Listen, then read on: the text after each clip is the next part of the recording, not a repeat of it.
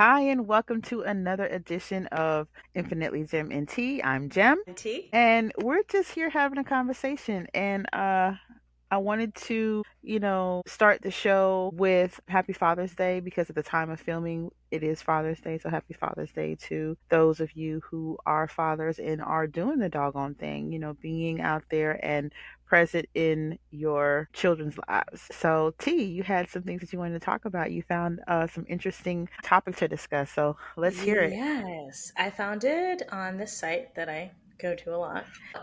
It's a post and it shook me to my core. But I'm going to start off by saying it's self rejection versus self reflection or self acceptance. I'm saying it wrong. Sorry. Hmm. So self rejection is the internal act of denying your worth, value, or potential based on fear, perceived flaws, or external standards. When that voice in your head says, "Not yet, not good enough, who do you think you are?" Mm, Versus self acceptance, on the other hand, is the consciousness of recognizing your wholeness, even in perfection. It is not passivity, it is power. It's saying, I am still growing and still worthy. I don't need to be somewhere where I don't belong. wow.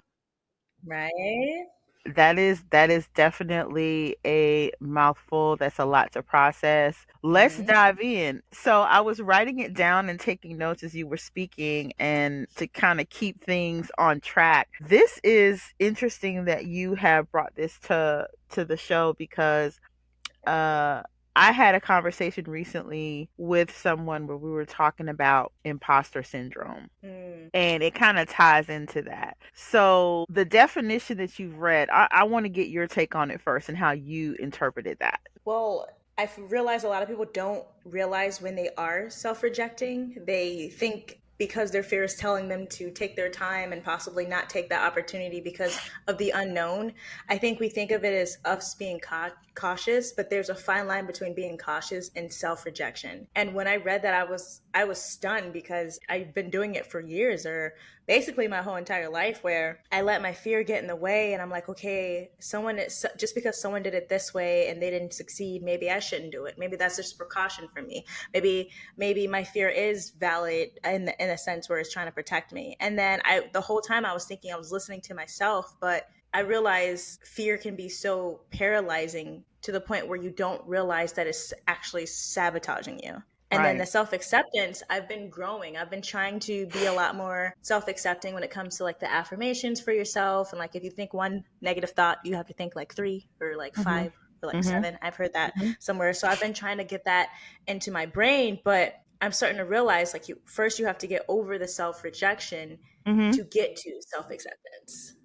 Yeah, and it's important for us to really look at the stories that we are telling ourselves and where did they come from, because it could have been something that someone could have said in passing and we don't realize how powerful our acceptance of what someone says, how much it can affect us, in our mental, in our psyche. And I have been guilty of having to go back and find the root of where a particular idea came from, where I thought I wasn't good enough, where I thought I lacked in this area, where I thought that maybe this was something that was causing me to be fearful of moving in a certain direction and tackling a certain thing. And it's really easy because it's easy for us to reject, because I believe that our ego and our brain is built to protect us from certain things. And Mm. if that particular thing is attached to a negative talk about you, may something that you have heard from somebody or you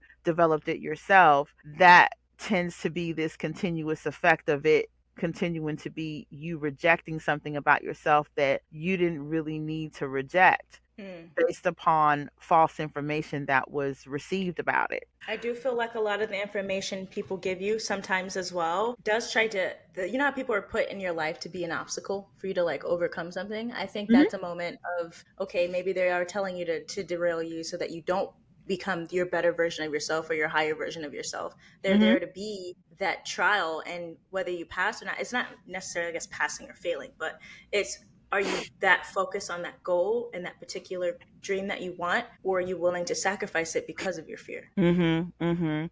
It's really, and this is where it's so important for us to have that awareness and be mindful and do things to change our mindset or build our mindset strong enough to where we are grounded in the identity that we choose.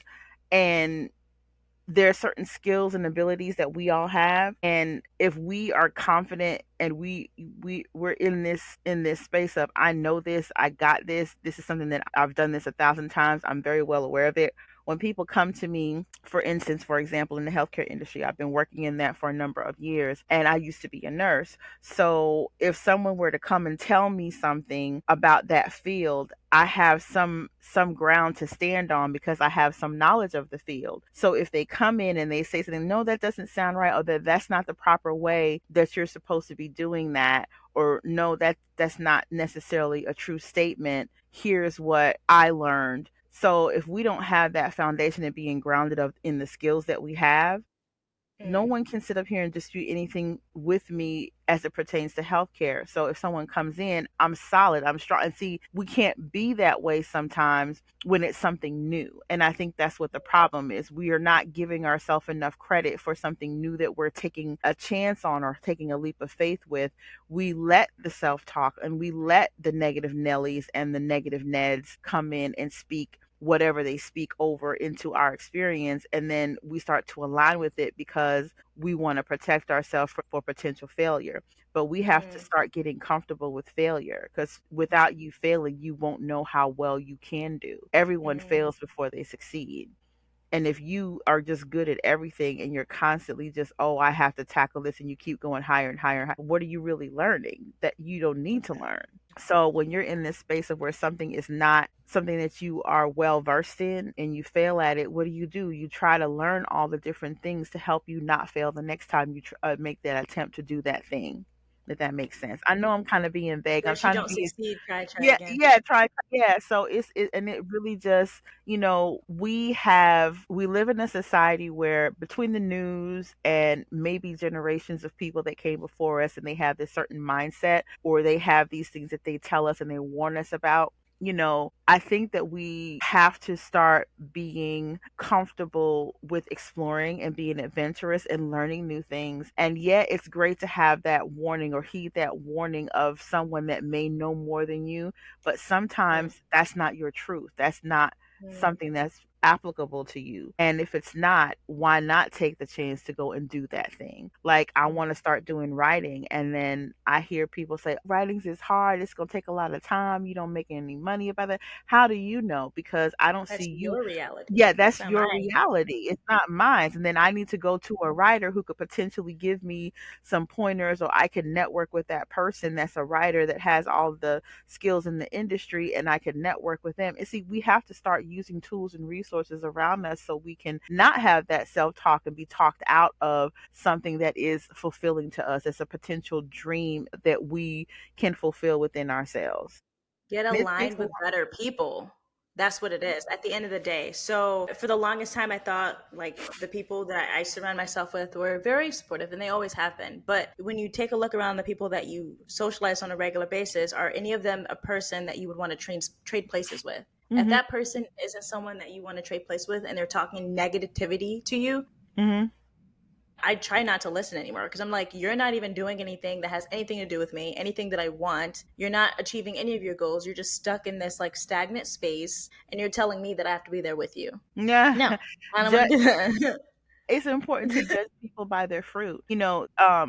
I listen to conversations about people all the time, and I kind of have to take a step back and observe some of the things that they have succeeded in. You have people on social media who present themselves and they have this image of their life being this, and behind the scenes, we only see one speck of their life, one moment of their life that they're willing to share. We don't know the ins and outs and the details of what that person has done to get to where they are. And Mm. we have to invest the time to get to know people. We have to vet people. And I see a lot of people who say, oh, I know how to show you. Well, I have this product or I have this thing that could show you how to make money like this. And these people are living out of their car, you know? Renting their clothes from websites. Yeah, or renting their home and their spaces, or they're filming in Airbnbs and they're presenting this lifestyle as if this is what they're living, when it's just like you really have to invest the time to get to know people. And I Mm. judge people by their fruit and what I observe in real life, not online. And Hmm. it's kind of hard to do that. We can look at people having testimony. Now you can buy testimonials. You can sit up here Mm. and have AI create all of these different things. Everything is an illusion nowadays. You really have to dig deep. And that's why we have to be so grounded and so careful about vetting the people that we're in the company of and judge them by the fruits. If they are telling you that they're a millionaire, well, how did they do that? Is it a step by step process that you did, or did you inherit it? Did you win it? What were the steps? And you're saying that I can be one too, but I see you wearing all your wealth. I don't see you teaching how to invest, Mm. looking at how to properly have your finances set up in a way where you have the freedom to pay all your bills every year, and then the rest of the year you're just out doing whatever because you have residual income that's creating this lifestyle and you have a certain level of freedom. I don't think a lot of that is true out there. You really have to be discerning and you have to vet people. You have to do your due diligence. And then there's effort that you have to put towards that thing that you want. I know for me, it's freedom. It's freedom all day long. Mm. And I know what the material resources can do for me. And I know what my intentions are when I receive that, what to do with it. And it's not going to Mm. be sitting here and buying all of these things that really aren't an investment that I'm getting a return on. It's taking up space. It's not really, really helping you. You know what I mean? Mhm. Mhm. I will Mhm. say I'm the same way. Like when it comes to monetary things, I do prefer if I was to receive something, it would be like an experience, like a trip Mhm. or I don't know, like a show or an art show or something. I'm starting to realize when it comes to making a plan for the future, it's less about, okay, I want a big house and a fancy car. It's more about, well, Right. how can I expand and leave a Mhm. legacy behind for whatever niece or nephew that I end up having in the future? Or, Now, in terms of the self rejection, that is going to take a lot of work. It takes a lot of getting grounded and having an awareness and creating routines and practicing pulling back from the talk that you have in your head and mm-hmm, do your best to get to the root of what's prompting that. And a lot of times when we dig deeper, I mean, it's like 101 childhood. Some or a conversation, childhood, a conversation somewhere along the line, mm-hmm, or something that you did that was traumatic and it caused you to not want to take that chance again because maybe the result was something that, the result of whatever the thing was that you did, it didn't turn out the way that you expected. So you in turn internalized all that and created all this talk and this belief around it. The mm-hmm, framework about that has changed and it takes us to this space where we don't want to pursue that because no one mm-hmm, likes rejection and no one likes failure. But if mm-hmm, you're having that kind of thought in there's ways that you can, and there's tools out there and there's ways for you to address reversing that self-talk, mm-hmm. in those negative things that we're thinking of. I hope that makes sense. I think I kind of went around the world with that one. Nah, it's okay. I was just saying, I also wanted to add in the romanticizing part. I do feel like a lot of times you do like to romanticize something because the reality of it is like too scary to actually do. So you're nervous about like, okay, once I get there, what else am I gonna do? That's like the okay, Mhm. I went over this hurdle, but then what's the next Mhm. one? Like when's the other shoe gonna drop? Right?